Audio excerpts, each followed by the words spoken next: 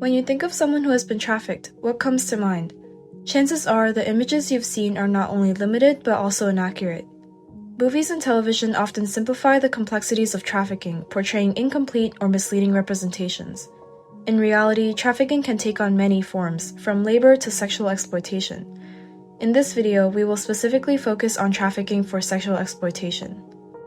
Sex trafficking encompasses the range of activities involved when a trafficker uses force, fraud, or coercion to compel another person to engage in a commercial sex act or causes a child to engage in a commercial sex act.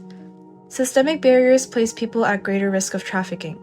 For example, challenges getting access to support for mental health, substance use, and homelessness create vulnerabilities that make people more susceptible to trafficking.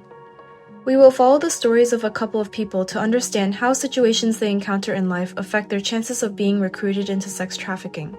However, we must recognize that these hypothetical scenarios have limitations, and every individual exploited through sex trafficking has their own unique story and journey. Let's start by introducing you to Reagan. Reagan has a life many would consider normal, with little risk of being trafficked. But as Reagan progresses through life, things start to change after coming out as queer to their parents.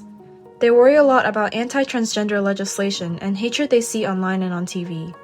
They begin to experience mental health and substance use issues because they feel like their family no longer accepts them, and their peers begin to bully them at school. They develop severe depression, making them an easier target for traffickers seeking to exploit their situation. The false promises of love, acceptance, and security a trafficker offers lures Reagan into sex trafficking. Fortunately, a survivor-led outreach organization eventually connects with Reagan and provides a tailored plan for their recovery, including access to resources such as medical care and counseling. The organization's members offer emotional support and provide guidance through every step of Reagan's journey to recovery. With the support and resources provided, Reagan can leave their trafficker and begin to heal and rebuild their life. However, their time during exploitation creates unstable housing situations for Reagan.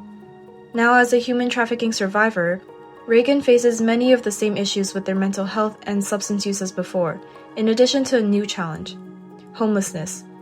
Despite believing they had left the exploitative situation for good, Reagan's previous trafficker steps in and offers Reagan a place to stay, resulting in Reagan returning to sex trafficking.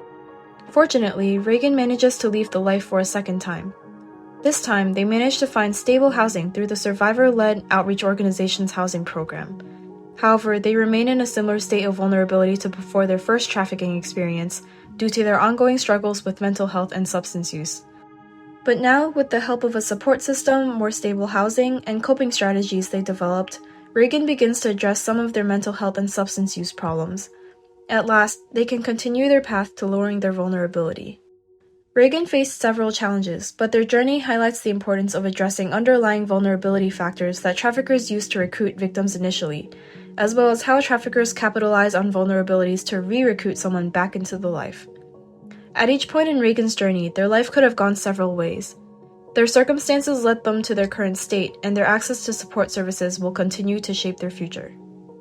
As we've seen, Reagan's path to sex trafficking involved multiple factors leading to vulnerability and eventual exploitation. But Reagan's story represents just one piece of a larger problem, and it's important to understand the whole system for community-level solutions. Enter the system, which provides some insight into the different situations that someone who may or may not be at risk of sex trafficking could experience. With the many potential paths and factors at play, this complexity illustrates a larger systemic issue. Now that we have a better understanding of the system and how it can affect the paths of potential trafficking victims, let's look at Lila's journey. Lila begins her path in a state with higher vulnerability than Reagan. She faces issues with homelessness after being let go from her job during the pandemic and struggles to get by. Unfortunately, Lila's unstable living situation pushes her to begin shoplifting and selling drugs to make ends meet. Eventually, Lila gets arrested and incarcerated. After her release, finding a stable job in housing becomes more challenging now that she has a criminal record.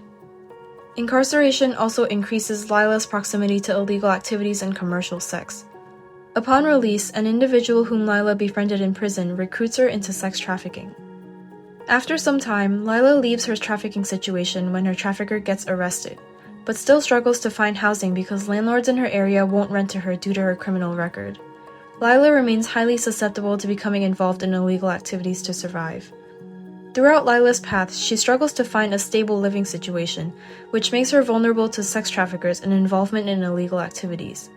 For people like Lila, the system may fail to provide adequate assistance and protection, increasing the chances of perpetuating a cycle of vulnerability and exploitation.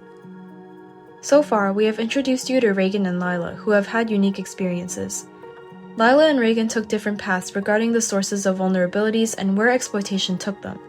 These two examples cannot capture the experiences of every individual who has been in vulnerable situations or has been trafficked.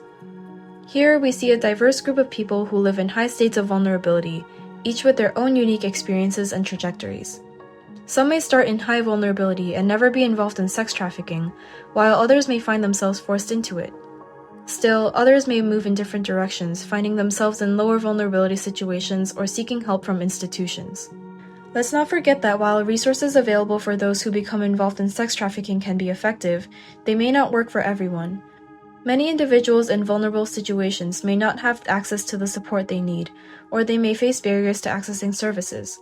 We must also remember that even those with vulnerabilities who are never trafficked still need our support and care. Therefore, we need to reframe the way we view vulnerabilities, as they are not just issues faced by individuals but symptoms of a larger systemic problem. By addressing the root causes of vulnerability and improving access to resources, such as affordable housing, mental health services, and treatment for substance abuse, we can help people improve their situations and prevent trafficking from occurring. As you continue to learn and engage with these topics, we encourage you to explore ways to advocate for better policies that can support those with vulnerabilities. By empowering your community to recognize vulnerability as a systems issue, we can work towards creating a more equitable and just society for all people.